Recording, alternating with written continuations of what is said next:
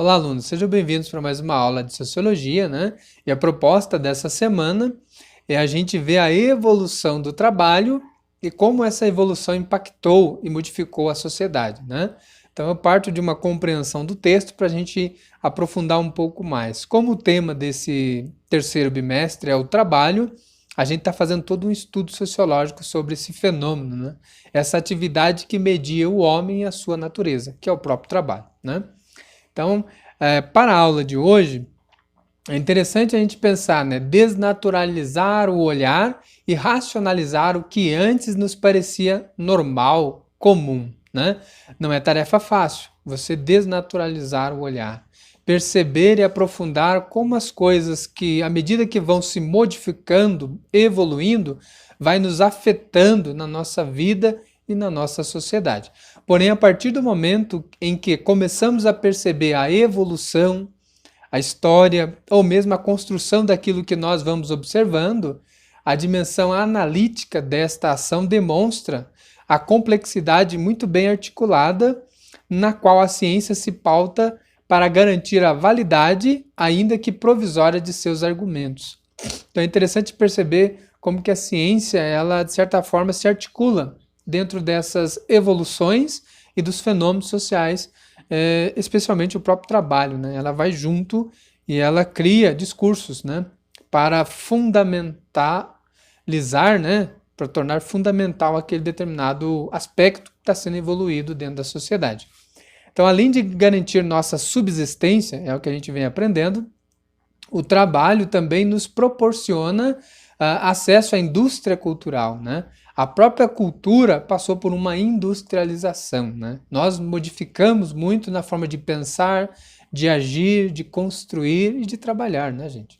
O que consideramos indispensável está intimamente relacionado a três coisas: o status, a moda, o estilo, né, de vida social do grupo no qual estamos inseridos ou gostaríamos de fazer parte, ou não, né?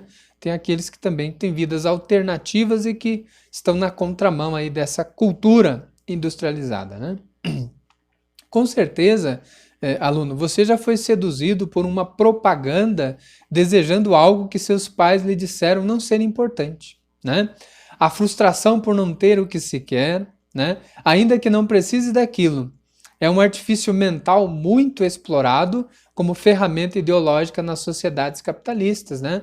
Elas vão justamente explorar aquilo do qual você necessariamente não precisa, né? Não é algo fundamental, mas vai despertando em você desejos pelo consumo, até porque você consumindo vai fazer com que a própria indústria produza mais, né? Porque conforme o consumo, terá de ser a produção, né? É o que a gente chama de produção em grande escala. Isso vai moldar e transformar de forma, vamos dizer assim, avassaladora a sociedade, né? Então, a troca de produtos a cada lançamento é recebida pelo consumidor como necessidade, né? Mesmo quando o que se possui ainda esteja em perfeitas condições. Quem nunca viu isso, né? Você às vezes está com um aparelho dentro de casa, um eletrodoméstico ou mesmo um móvel que ainda está em boas condições, mas porque surgiu no mercado ou numa propaganda ou algo novo, você já quer logo trocar aquele que você tem, mesmo que está em excelente funcionamento, né? Isso já é o mercado falando, né? Ideologicamente dentro da sua consciência, despertando em você desejos dos quais você nem precisa, né? Você age às vezes por impulso ou pela emoção, né? Isso um pouco que a gente está trabalhando também na aula de hoje. Essa inversão, então, de valores é resultado da manipulação do olhar, né, sobre o que é necessário para a existência humana. E a gente vai ver que nem sempre a gente consome aquilo que é necessário. Às vezes é coisa supérflua, mas está tão embutido dentro da sociedade, está tão normal, né? É o que a gente está tentando buscar fazer na aula de hoje, é desnaturalizar aquilo que a gente tem como normal, né? Será que é normal mesmo? Será que em um dado momento não foi criado? Então não é natural, né? Foi algo criado, construído. Então eu tenho que superar essas visões para que eu me compreenda realmente aquilo que é necessário para a minha existência, né? Amplamente difundida por meio, então, da cultura, de massa e dos meios de comunicação, que aí sim eles vão agir com total força sobre a sociedade, sobretudo sobre o indivíduo, né?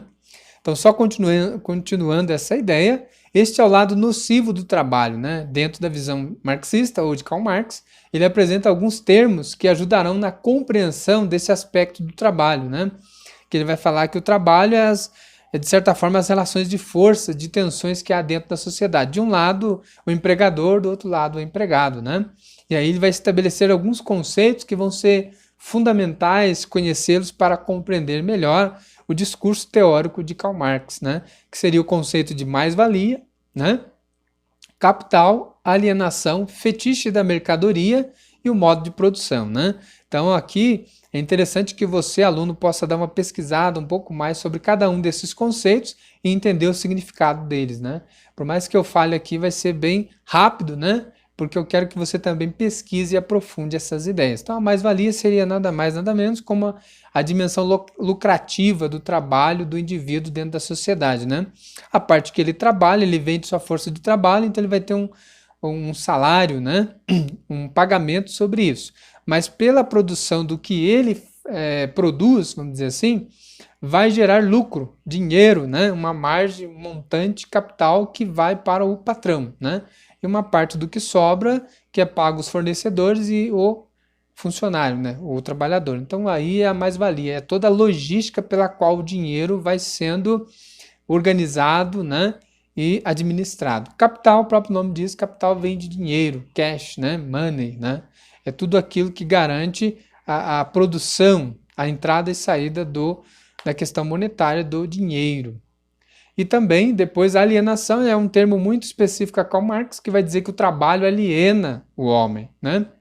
Uma vez que a maioria dos trabalhadores são aqueles justamente que necessitam de dinheiro ou de um bem-estar social para sobreviver. Então, como eles não têm, vamos dizer assim, não são bem abastados financeiramente, ele tem que vender o quê? O seu trabalho, né? A sua força de trabalho, a sua inteligência e seu tempo.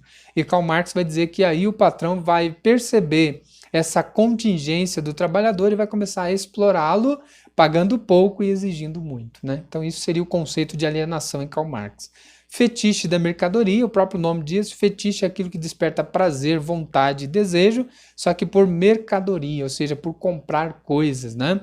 É o que eu falei durante a aula, né? Às vezes surge um produto novo e você ainda tem lá o produto em casa que ainda está funcionando, mas você é compelido, né?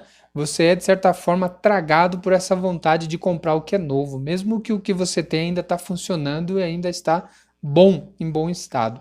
Isso seria a ideia de um fetiche da mercadoria. E o modo de produção, a gente vai ver que com essas transformações e evolução do trabalho, o modo de produção vai ser em grande escala e vai mudar, né, totalmente a forma do homem trabalhar. Então, alunos, é mais ou menos um pouco essas questões que iremos estudar essa semana.